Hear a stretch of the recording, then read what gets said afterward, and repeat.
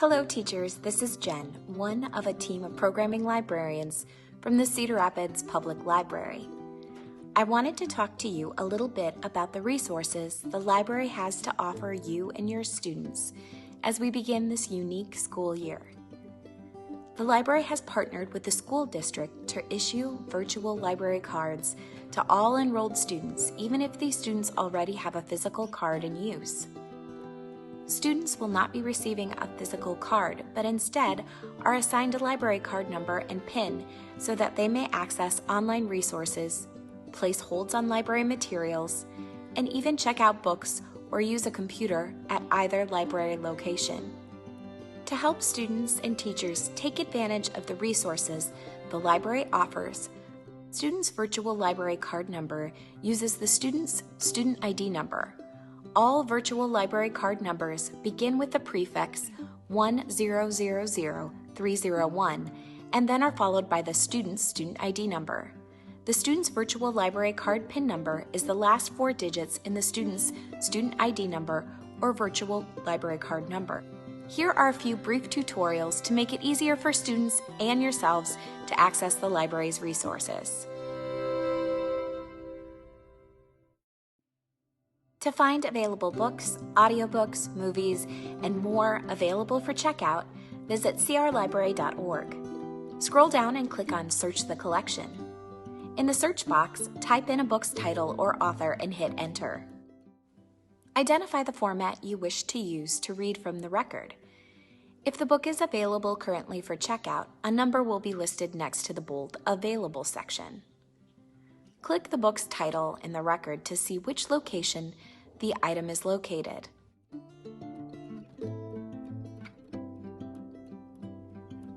If a book is unavailable, or if you'd rather pick up a title at a location nearest you, you can place a hold. To place a hold, click on the Place a Hold button on the right-hand side of the record. Log in with your library card and password.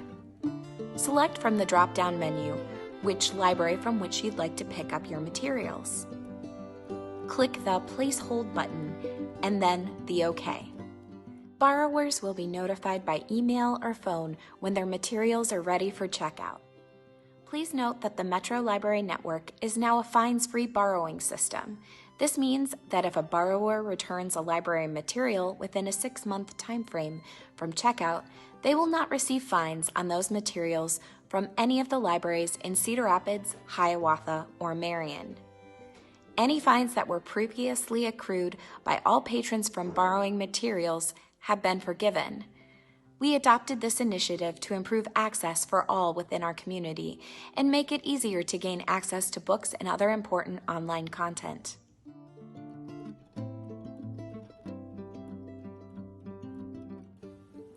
Hi, this is Meredith with the Cedar Rapids Public Library, and I'm here to give you a short tutorial about 2 of our most favorite ebook and audiobook resources, Overdrive and Libby. Now, they farm from the same amount of information, but they're 2 different ways, 2 different softwares to get your ebooks and audiobooks. So, if you'll stick with me, we'll explore Overdrive on a PC, and then we'll take a look at what its companion app, Libby, has to offer as well.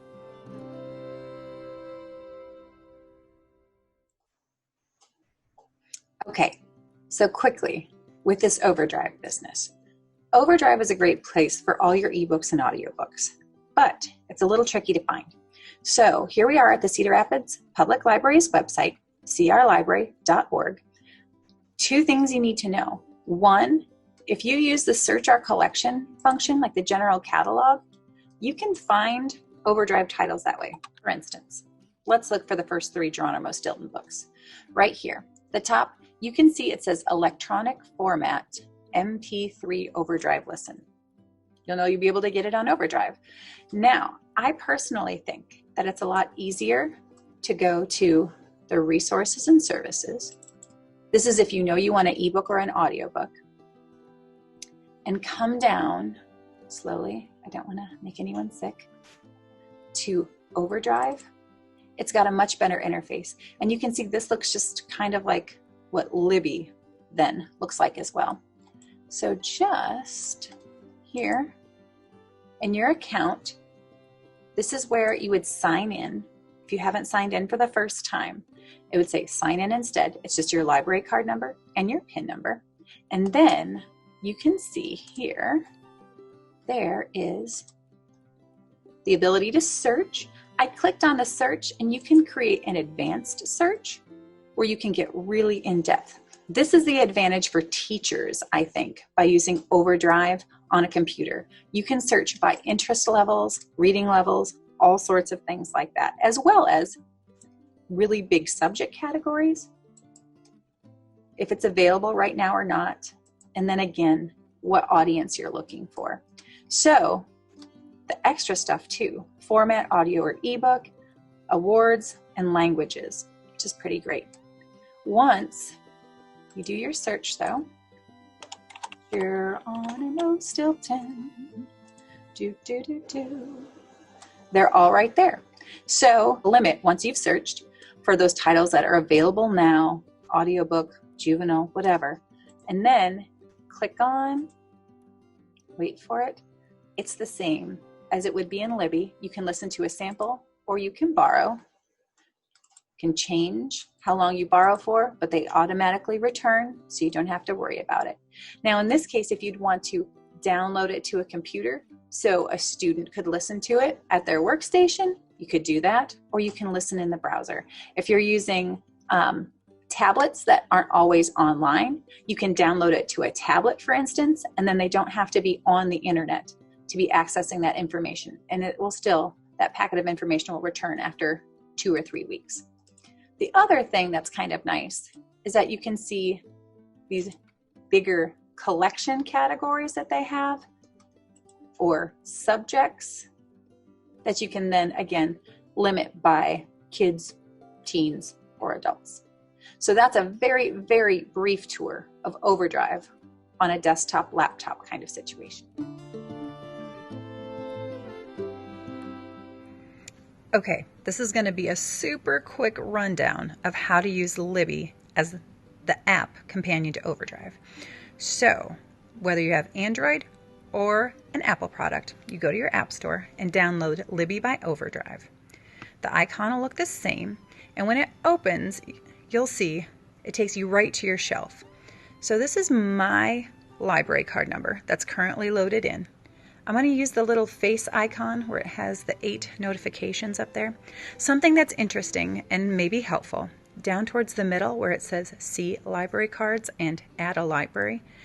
If you have multiple library accounts that you either want to access from one system, like for instance, if you have your family's cards separate that you want to keep from maybe a school account or something that you use just for school, or if you have multiple library cards at different libraries, you can add a library and add a card there.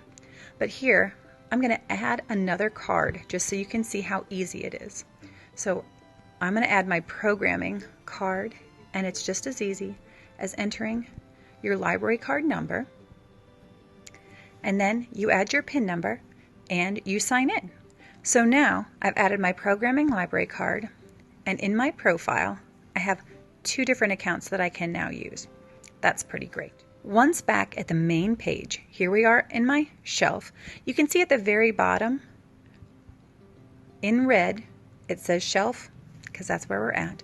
If you tap the other side to go to library, it'll take you to the Metro Library Network's catalog. Right? So currently you can see in that burgundy bar I have 3 preferences selected. Right now I have selected audiobooks for juveniles that are available now. At any point in time you can change those preferences. Maybe we want any books this time, but just for kids. Apply the preferences, and we have all sorts of different things. So here are some books that are always available, some titles chosen by our librarians, and if you have a specific title that you're looking for, you can always search at the top. So let's see, for instance, a little Geronimo Stilton. Let's see. Mr. Animo Stilton. Let's look at the whole series. So here we go. Here's, for instance, books 1 through 3. You can tell it's an audiobook because it's got the earbuds at the bottom. And then you can either borrow or play a sample. If you want to borrow that book, choose which one you want. Currently, this will check it out on my programming account, and borrow. You'll see you'll have it for 21 days, and you're all set. So that's a very quick and easy tour of Libby. Just keep in mind, everything returns automatically, so that's pretty nice too. You can have holds in Libby as well, and you can change the notifications of how you either automatically check those out, or if you get an email and then you go and check them out after that. If you're not ready for them, you can pass and let the next person have it and still stay on the hold list. And so, in a nutshell, that's Libby. Hi, I'm Tara, and I'm a programming librarian with the Cedar Rapids Public Library. And today, I will be helping you learn a little bit about the library's resources, Hoopla and Canopy. Hope you enjoy. Let's take a look at Hoopla first. When you download the app, it'll ask for your library card number and your PIN number, and then you'll put in that email address and create a password, and then you will open up the app. Hoopla has a variety of content, including audiobooks, movies, music, comics, ebooks, and television shows. There's also an option on Hoopla to just view kid-friendly content, and that is found at the top with the word kids. So if we click on that, Hoopla will only display content that is for kids. Let's take a look at the movies section of Hoopla. You'll see a variety of options that you can sort your movies by, including by genre, what's popular right now, what's been recommended, or featured content. Let's take a look at Canopy next. Put in that library card and PIN number, as well as an email address, and create a password. And now we are on the main page of Canopy. And you'll see that Canopy has their movies divided into various subjects according to interests. Click on the 3 bars that are top left. Canopy also has an option for kid-friendly content, which is called Canopy Kids. Click Go to Canopy Kids, and then you'll see all the kid-friendly content here.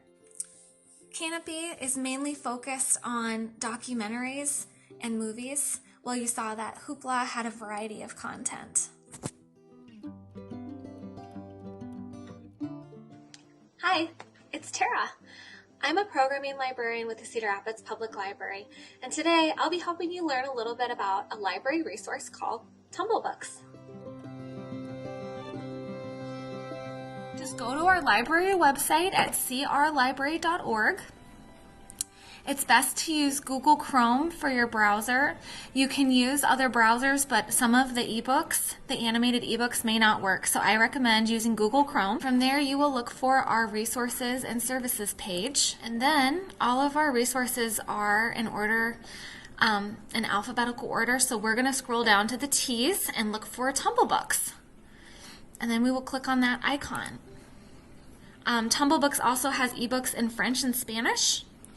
Other resources available through Tumblebooks include National Geographic videos for kids, learning games such as memory and matching sentences with pictures, as well as nonfiction books and playlists of books that you can access according to specific topics. This main page allows us to access all of those things that I mentioned previously.